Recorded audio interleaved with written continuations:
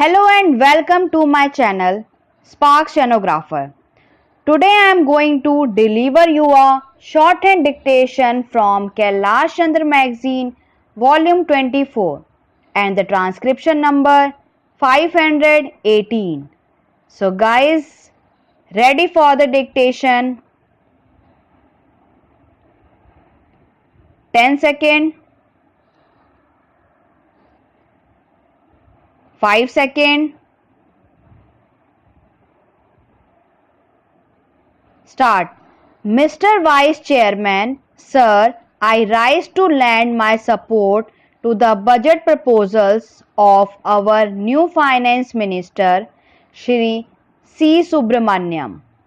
Before taking up this particular responsibility in the center, he was for many years in charge of the finances of the Tamil Nadu state, and he then made a name for himself as one who has a grasp of the intricacies of public finances and also an ability to tackle the problems of public finances with boldness and imagination. These qualities, I am glad to say, are very much reflected in the proposals which are before us. What I particularly like about the budget proposals this year is this: they reveal the sincere approach of the government to achieve increased production, industrial as well as agricultural, which alone could improve the much deteriorated economic situation in the country. Achievement of this objective is the only answer to bring down the prices. As long as shortages exist and as long as industrial production deteriorates, the prices would be spiraling, having worst effect on the life of the people, particularly the lower income groups. I am glad that the Finance Minister has taken care to achieve this objective in making large allocations for agriculture and food production. The real and difficult task is not in making allocation for the plans, but in putting them through.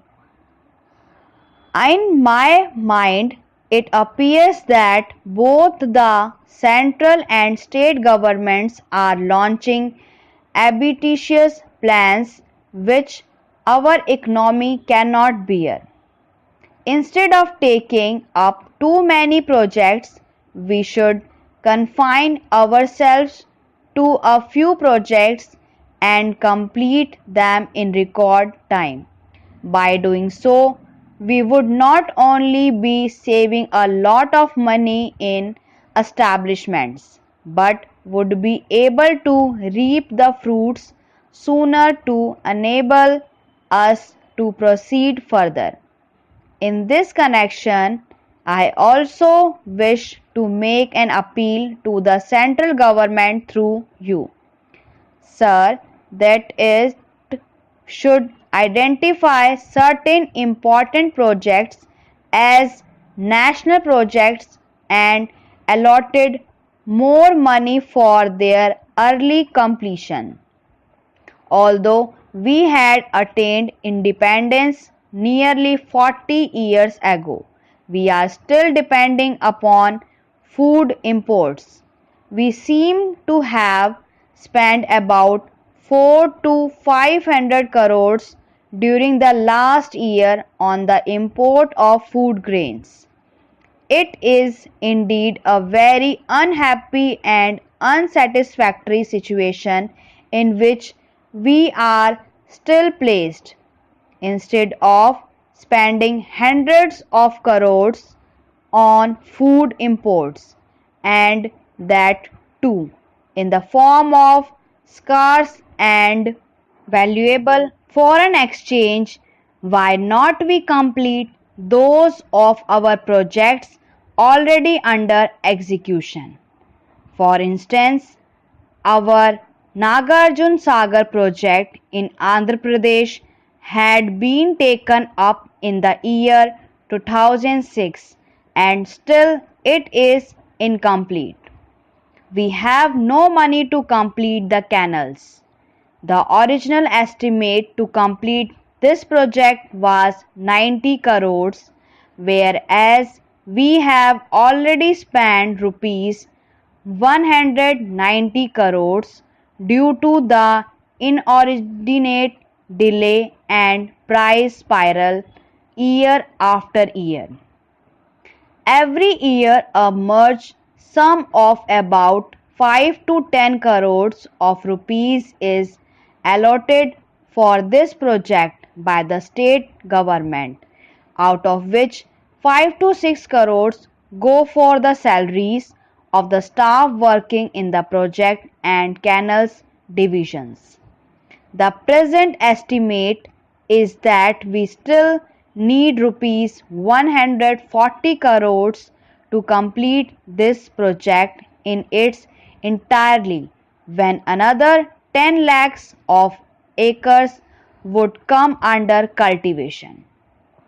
Our Chief Minister has offered to give 9 to 10 lakh tons of rice to the central pool every year.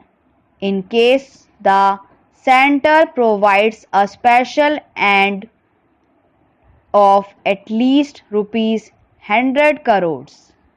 The center, I believe, will therefore be wise to accept the repeated request of our Chief Minister to consider the Nagarjun Sagar project as a national project and the allot more funds outside the plan.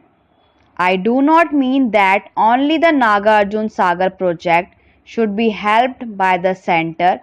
Other important projects too, which could be identified as national projects, should be taken care of to enable the country to be self-sufficient in the matter of food. Likewise, the power problems should also be tackled on a national scale. The recent coming into operation of regional grids is a welcome development. All steps should be taken to bring into being a national grid as soon as possible. Instead of wasting our monies and energies in starting a large number of power units here, there and everywhere, we should concentrate on 3 or 4 super thermal stations utilizing our immense reserves of coal. This could be free us from the anxieties associated with the vagaries of rainfall and enable us to meet the ever-growing requirements of power for our industry and agriculture. Before I pass on the other matters, I would like to say a few words on a thing which is agitating the minds of the people of Andhra Pradesh very much. For a long time now, they have come to believe that they could not achieve real industrial progress unless a steel project is located inside their state, which should be financed by the center.